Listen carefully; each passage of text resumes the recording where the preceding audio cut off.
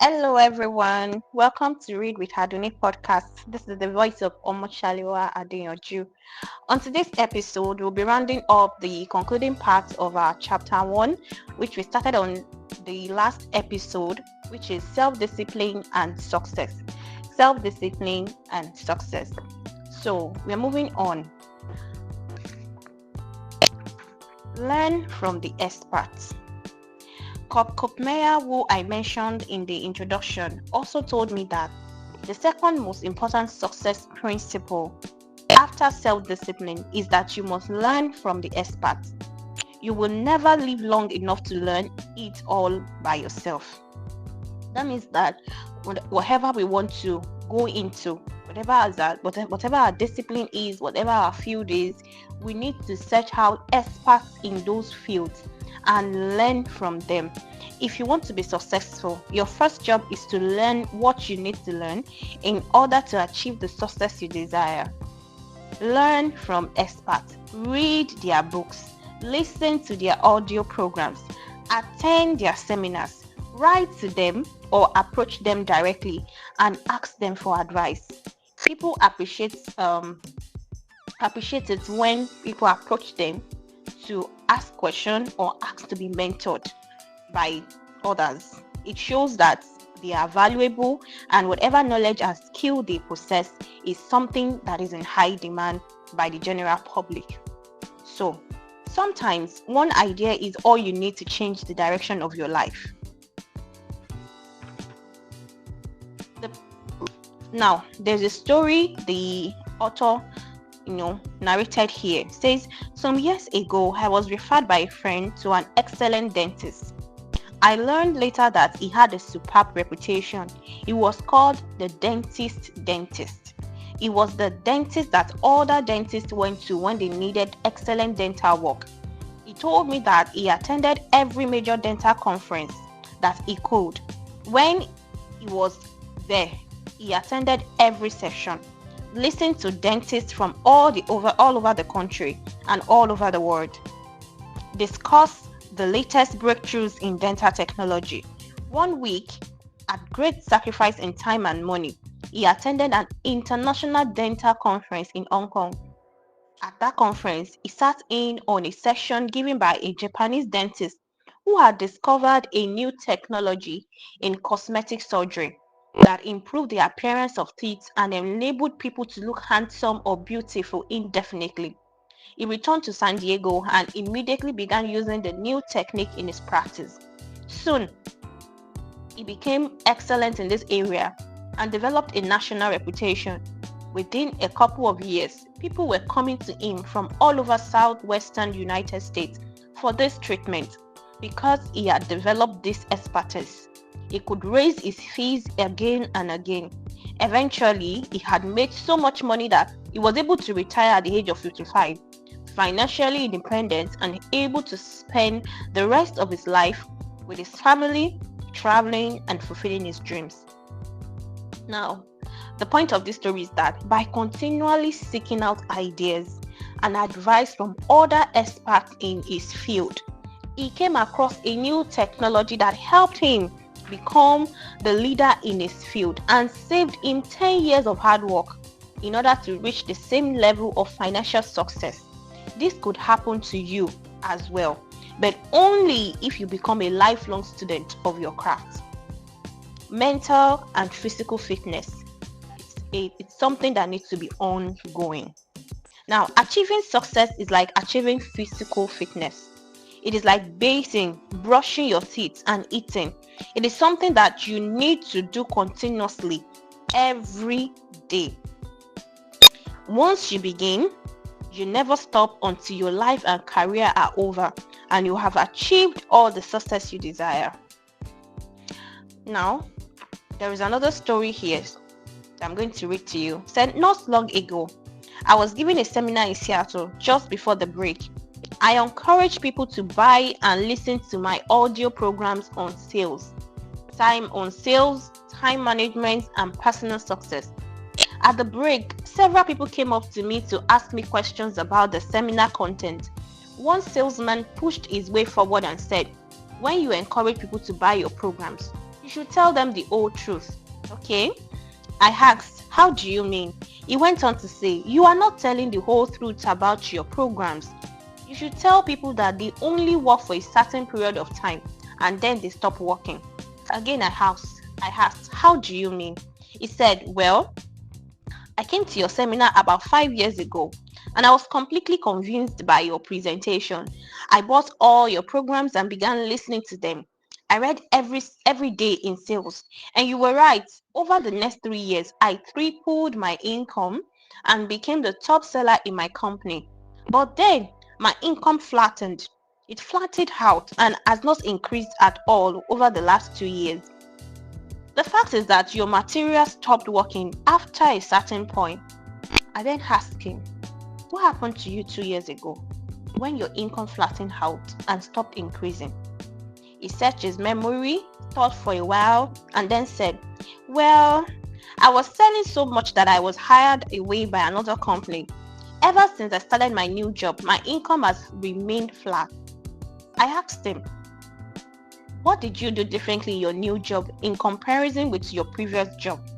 He started to answer. He then stopped. A shocked look came over his face. Finally, he replied, oh my gosh, I stopped doing it.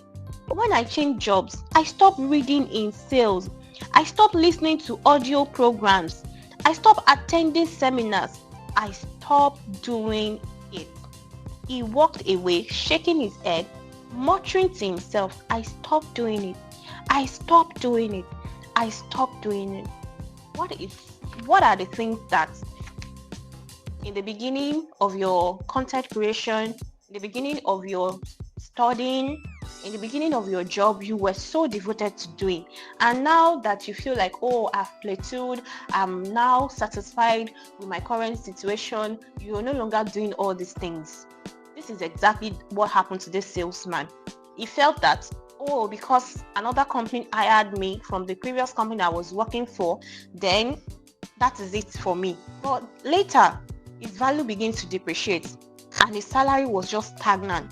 And now he's being reminded that he needed to continue listening to the audio programs. He needed to continue to attend seminars. He needed to continue all those things that he was doing that brought him to this new company so that he can keep on rising and maintaining the top. Remember how in the last episode we talked about it's only the top 20% people that earn about 33% of the money in the economy, and how this same top 20% of the people are constantly developing themselves, improving on themselves.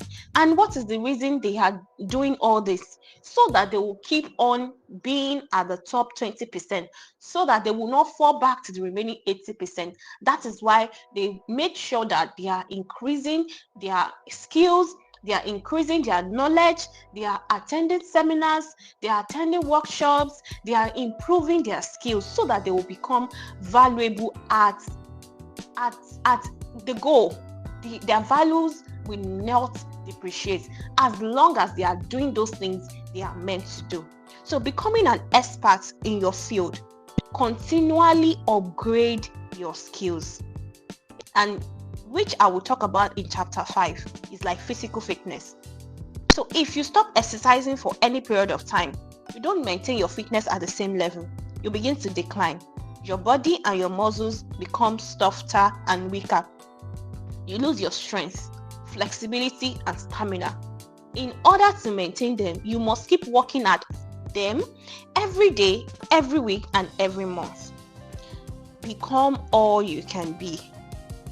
There is an even more important reason for you to practice the self-discipline that leads onward and upward to the great successes that are possible for you. The practice of self-discipline enables you to change your character, to become a stronger and better person. The exercise of self-discipline has a powerful effect on your mind, your emotions, developing you into a different person from the one that you would have been without self-discipline. Imagine yourself in a chemistry lab. For those of us that are science students, You mix a series of chemicals in a petri dish and you put it over a Bunsen burner. The Bunsen burner heats the chemicals to the point at which they crystallize and become hardened. But once you have crystallized these chemicals using intense heat, they cannot be transformed back into liquid form. In the same way, your personality begins like a liquid, soft, fluid, and formless. But as you apply the heat of self-discipline, as you exert yourself to do what is hard and necessary, rather than what is fun and easy, your personality crystallizes and hardens at a high level as well. The greatest benefit you enjoy from exerting self-discipline in the pursuit of your goals is that you become a different person. You become stronger. You become more resolute. You develop greater self-control and determination. You actually shape and strengthen your personality and transform yourself into a better person. The rule is that to become someone that you have never been before, you must do something that you have never done before. Yes, I've never started a podcast before, and now I want to be someone that owns a podcast, and that is why I'm doing this. So this means that to develop a superior character, you must exert ever higher levels of self-discipline and self-mastery on yourself. You must do the things that average people don't like to do. Another success principle is that to achieve something that you have never achieved before, you must learn and practice qualities and skills that you have never had before. By practicing self-discipline, you become a new person, you become better, you become stronger, and you become clearly defined.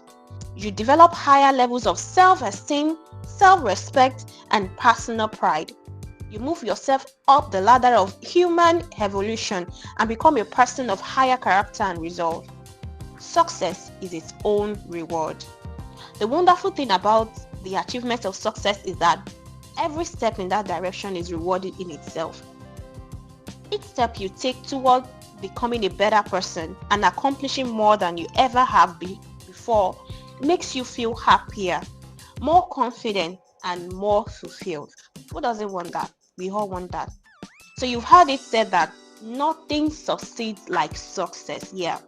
What this means is that the greatest reward of success is not the money you make, but rather the excellent person you become, the solid character you have developed, your self-esteem that is on high, the joy in your heart every time you think about the success you have.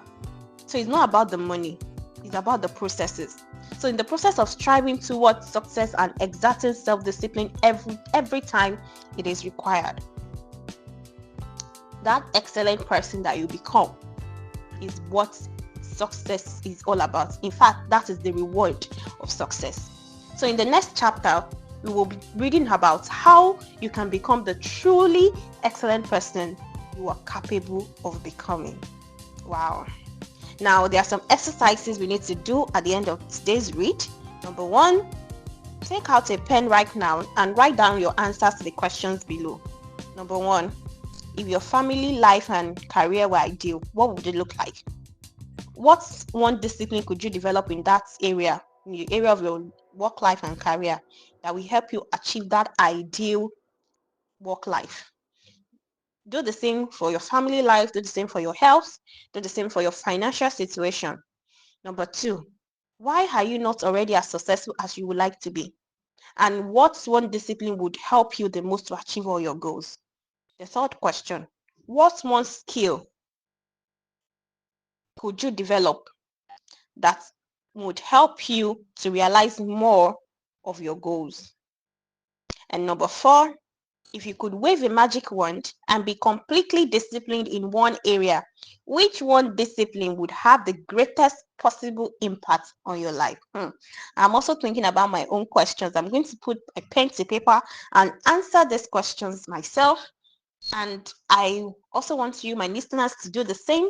You can share in the comment section, and then we can all, think about all these things, the kind of habits we need to set up to become more self-disciplined in our work life, in our career, in our businesses, in our family life, in our health, even in our relationship with people around us. So thank you once again for coming to read with